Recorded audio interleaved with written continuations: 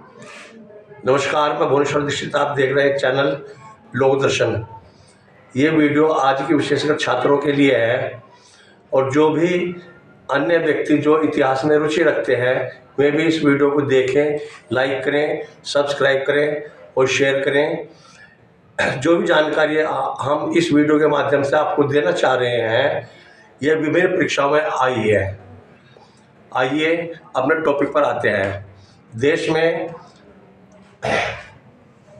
खिलजी सल्तनत थी। खिलजी सल्तनत का आखिरी सुल्तान कुतुबुद्दीन मुबारक शाह हुआ, जिसके मृत्यु 1320 ईस्वी में हुई। खुसरो शाह कुतुबुद्दीन मुबारक शाह का प्रधानमंत्री था और गयासुद्दीन तुगलक, जिसे गाजी बेग भी कहते थे, वो कुतुबुद्दीन मुबारक का सेनापति था। गाजी शब्द एक मुस्लिम शब्द है जिसमें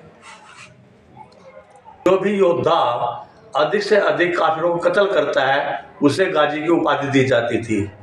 ये ध्यान रखने की बात है कि यदि कहीं जाए कि गाजी कौन होते थे, गाजी का मतलब है कि जो व्यक्ति अपने इस्लाम धर्म का प्रसार के लिए जितने भी गैर मुस्लिमों का वध करता था, उनको मारता था, तो उसे गाजी की उपाधि दी जाती थी। तो सबसे तुगलक सल्तनत की जो नींव थी वो गयासुद्दीन तुगलक ने 8 सितंबर 1320 को डाली थी।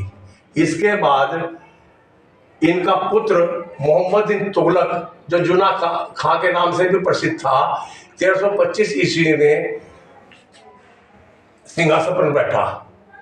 इसी के टाइम पर ये ध्यान रखने वाली बात है कि तुगलक के टाइम में कौन विदेशी राजदूत आया, उसका नाम था इब्न बतूता, जो 1333 से 1347 ईस्वी तक भारत में रहा। अब हम जानना चाहेंगे कि मोहम्मद बिन तुगलक को असफलताओं का सुल्तान क्यों कहा जाता था।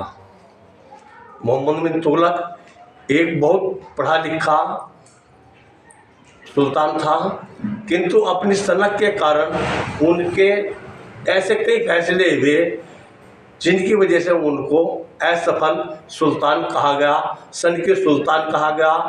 और अपने ही फैसलों के कारण उनको आर्थिक हानि उठानी पड़ी और इन्हीं फैसलों के कारण कई जगह विद्रोह पैदा हुए। आइए सबसे पहले उन्हें एक क्रूर शासक की संज्ञा दी गई।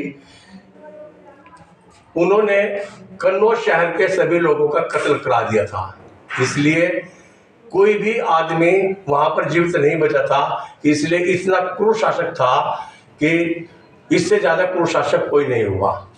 अब उनका दूसरा फैसला था दोआब। दोआब का मतलब है दो नदियों के बीच की जगह। दोआब में सिंचाई के साधन थे, इसलिए वह भूमि उपजाऊ मानी जाती थी। मोहम्मद बिन तुगलक ने दोआब के क्षेत्र में 50% तक टैक्स लगा दिया, जिससे जनता में असंतोष पैदा हो गया और कुछ ही दिनों बाद वहाँ पर अकाल पड़ गया, जिससे इस क्षेत्र में विद्रोह पनप उठा। और उस विद्रोह को दबाने के लिए अपने खजाने से मोहम्मद बिन तुगलक को आर्थिक मदद देनी पड़ी, जिससे उनके खजाने पर यह अतिरिक्त बोझ पड़ा। दूसरा उनके असफलता का कारण था राजधानी परिवर्तन।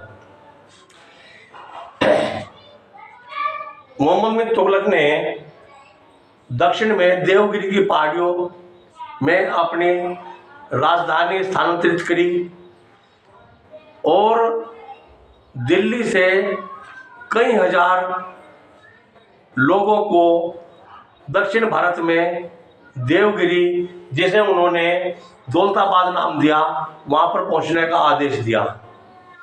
कई हजार किलोमीटर की यात्रा करने के बाद लोग भूख प्यास से मर गए थे और उसके बाद बड़ी मुश्किल से कुछ बचे कुचे हुए आदमी दौलताबाद पहुंचे, किंतु दिल्ली पर मंगोलों के आक्रमण के कारण 1335 ईस्वी में उन्हें अपना फैसला बदलना पड़ा और वापस दिल्ली को अपनी राजधानी बनानी पड़ी।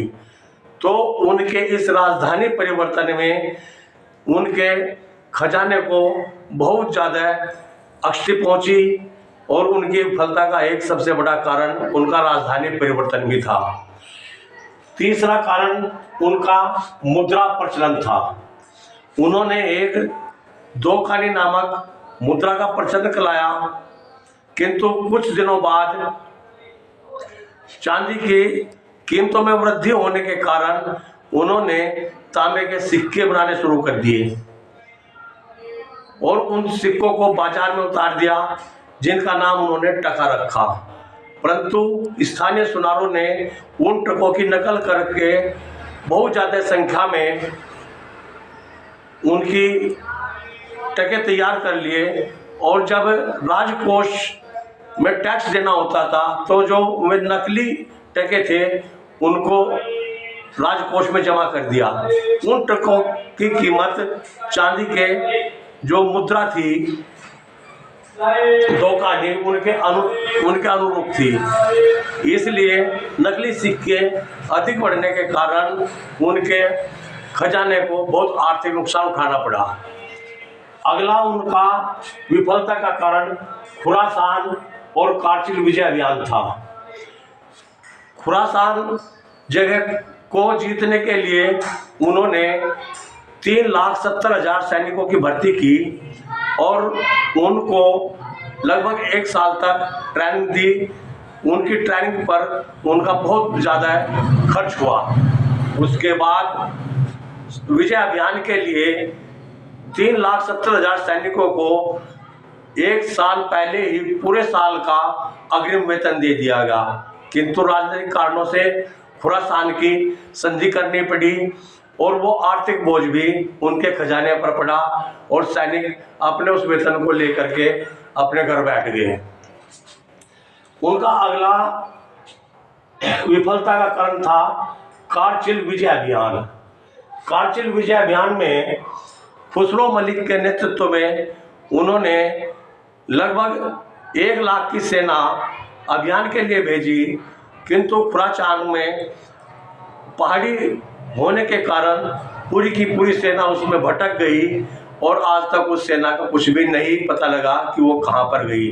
तो इस प्रकार मोहम्मद तुगलक को विफलताओं का सुल्तान कहा जाता था और उनके लिए गए फैसले तुगलकी फरमान के नाम से जाने जाते हैं।